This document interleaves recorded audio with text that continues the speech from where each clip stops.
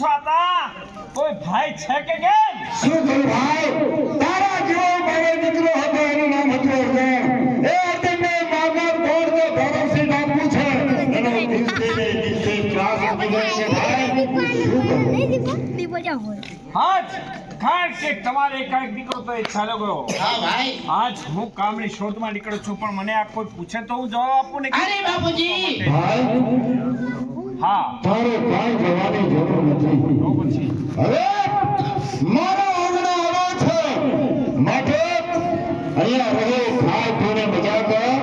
મારો દીકરો હતો એ ગોવર્ષીએ મારી નાખ્યો. હવે હું તને દીકરા તરીકે રાખીશ. આપણી વાળની સંભાળ રાખવાની છે. અરે બાપુજી. હા. તો આજે રક્ષાબંધનનો દિવસ છે અને આજે મારો જીબડો માનેલો ભાઈ હરખી અને આજે એને રાખડી બાંધી અને સારો સંસાર બનાવી હરખથી મારા ભાઈને હું જમાડી. આજે બડે ભાઈને રાખડી બાંધ અને કંસાર સારો બનાવી અને ભાઈને જમાડ. હા અમારી બેન, કારણ કે જગતની અંદર ક્યારે પણ ભાઈ અને બહેનનો પ્રેમ જોયો નથી.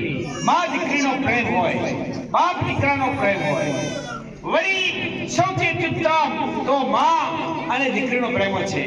ભગવાને માનું સર્જન એટલા માટે જ કર્યું છે. ખરેખર ભગવાને વિચાર કર્યો કે હું પહોંચી નહીં શકું, એટલા માટે એને માનું સર્જન કરેલું છે. વાહ, આજે તું મને બેન મળી છે, લે બેન બાદ તારા ભાઈને રાખડી. ઓ વીરાને બાંધું